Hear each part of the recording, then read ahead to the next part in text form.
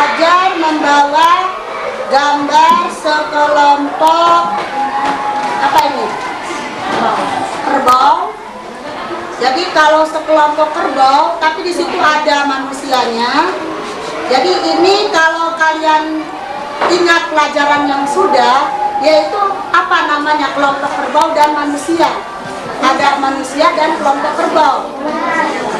Ya, ya itu akan bersatu di dalam satu komunitas, satu kelompok. Ada jalanan, itu akan menjadi satu kelompok lagi, yaitu kelompok yang disebut dengan ekosistem. Nah, ekosistem itu tentu saja ada kaitannya dengan masalah lingkungan. Apa itu lingkungan? Terutama lingkungan hidup. Lingkungan adalah lingkungan hidup, kelangsungan, pertunjukan dan kesejahteraan manusia serta makhluk hidup lainnya. Itu adalah lingkungan hidup. Ternyata semua sistem yang melakukan sesuatu, semuanya berfungsi sesuai dengan fungsinya masing-masing, itu akan menjadi satu lingkungan dan tangan-tangan jari, yaitu tangan-tangan jari dari manusia. Jadi suka merusak, manusia itu suka merusak. Nah, di sini perlu diketahui oleh kalian semua. Coba Dela dibaca ini tentang konsep ekosistem. Coba dibaca yang pertama. Konsep ekosistem berdasarkan komponen sistemnya, ekosistem terdiri atas satu komponen abiotik atau komponen hidup, yaitu komponen fisik dan kimia yang terdiri atas tanah, air, udara, sinar matahari dan sebagainya. Komponen ini merupakan medium atau substrat untuk berlangsungnya kehidupan. Ya, sudah. Komponen abiotik dalam ekosistem, ya, nanti kita kaitkan lagi dengan lingkungan. Ternyata itu komponen hidup. Itu diantaranya air. Seperti gambar tadi, pastinya ada yang kita pegang tanah, air, udara, sinar matahari.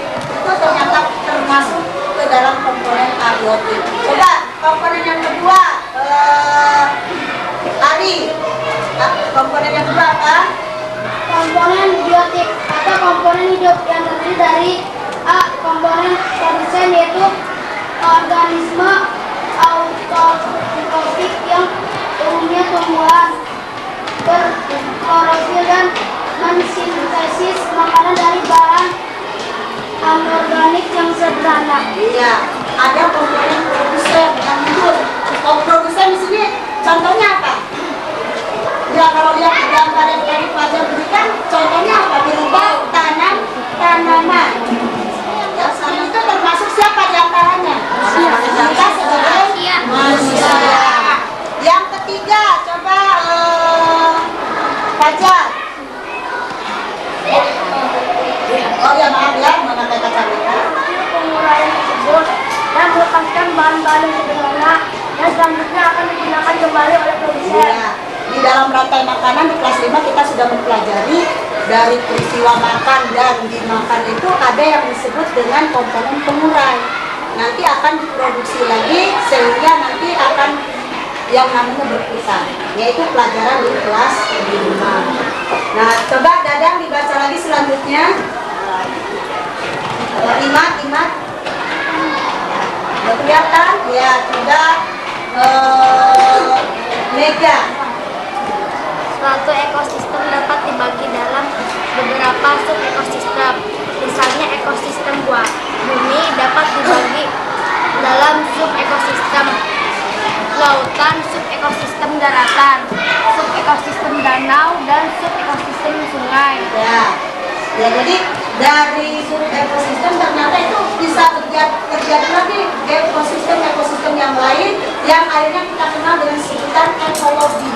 Ya, ekosistem itu bergabung akhirnya menjadi suatu lingkungan yang disebut dengan ekologi. Ya, ini contoh sudah.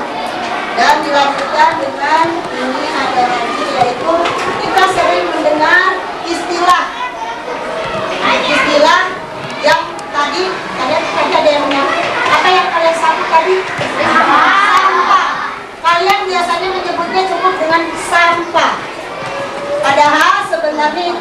yang baik bukan sampah, tapi limbah. Maksudnya limbah ya. Nah sekarang ini ada bermacam-macam limbah ya. Limbah itu ada limbah padat dan limbah cair yang mempengaruhi lingkungan. Nah di sini limbah padat. Limbah padat itu ada yang dari pembunuh, ada yang dari pasar, pabrik, sekolah, rumah sakit, stasiun kereta api, pertokoan, lapangan olahraga, hotel, hutan, dan lain-lain. Semuanya akan terkumpul menjadi satu dari limbah yang banyaknya. Apakah berpengaruh terhadap lingkungan kita? Berpengaruh, akan menimbulkan dampak terhadap lingkungan. Dampaknya apa? Kalau sampahnya tertumpuk terlalu banyak, pertama bisa menyebabkan banjir. Yang kedua,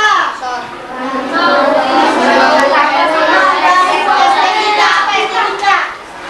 Kalau kelas ini tidak estetika, tidak indah, kelihatannya juga tidak enak ya. Jadi harus indah. Indahnya itu salah satunya dengan cara dibersihkan atau dirapikan. Jadi dampak terhadap lingkungan bisa menimbulkan bau busuk, bisa menjadi mencemarkan perairan, mencemarkan tanah dan air tanah. Tapi ternyata kita masih lupa, banyak lupanya daripada ingatnya. Nah, jadi limbah-limbah tadi, sampah yang kalau kalian biasanya mengenali dengan sampah, sebenarnya itu harus dikelola. Caranya bagaimana? Ya, jadi kita harus bisa memilih mana sampah yang bisa dimanfaatkan kembali. Jadi sampah itu bukan tidak berguna, ada yang masih bisa dimanfaatkan. Nah ini apa yang dimaksud dengan limbah padat? Tadi sudah dijelaskan, bahan yang tidak berharga untuk maksud utama, bahan yang tidak diperlukan dan dibuang, hasil aktivitas manusia maupun proses alam yang belum memiliki nilai ekonomis, sumber daya yang tidak siap pakai. Seperti tadi plastik, buang. Menurut kalian itu sudah tidak berguna. Terus ada lagi bekas ciki, buang. Buangnya mending kalau ke tempat sampah, tapi kalau tidak ke tempat sampah akan berbahaya, terutama bagi orang lain ya. Apalagi kalau sampahnya itu yang seperti bekas ini pisang ya, kulit pisang. Sekarang jenis limbah padat. Kalau kita buang kaca, sebulan tetap bentuknya seperti kaca, tidak akan berubah. Tapi kalau yang organik, sisa-sisa makanan, yang sisa-sisa makanan yang kebetulan misalnya yang ciki atau apa, bukan plastiknya ya, bukan bungkusnya, itu akan hancur. Hancur lama-kelamaan itu akan bisa dimanfaatkan, yaitu untuk menumbuhkan tanah dengan catatan harus diolah kembali ya. Kalau yang anorganik itu tidak bisa. Adapun yang bisa dimanfaatkan didaur ulang, yaitu bekas aqua gelas. Aqua gelas tahu? Aqua gelas bisa dimanfaatkan, contohnya yang di ruang PTD, yaitu untuk membuat uduk ya. Jadi ternyata limbah padat itu ada yang organik dan anorganik. Dilanjutkan, sekarang aduh kaitannya dengan yang tadi kita menyebutnya sampah. Sebenarnya bukan sampah ya, tapi biarlah. Jadi katanya masalah sampah.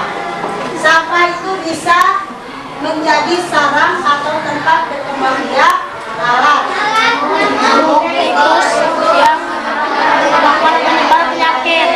Siapa yang menjadi tikus? Siapa yang menjadi lalat? Kalau kita mau menjadi tikus dan menjadi lalat, nanti akan banyak sampah-sampah yang dimakan. Yang jelas akan menimbulkan berbagai macam bencana, diantaranya mengeluarkan gas beracun, terus mengeluarkan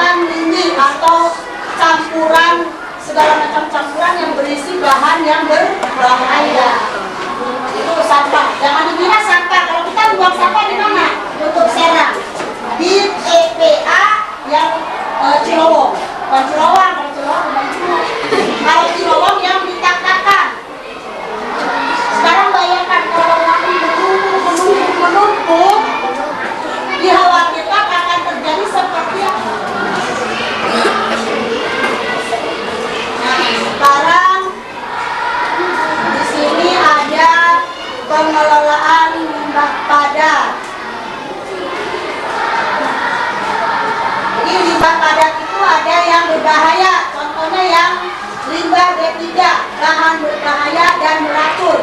Itu biasanya dikeluarkan dari pabrik-pabrik kimia yang ada di daerah Cilegon. Itu banyak mengeluarkan bahan-bahan berbahaya dan beracun. Itu biasanya disebut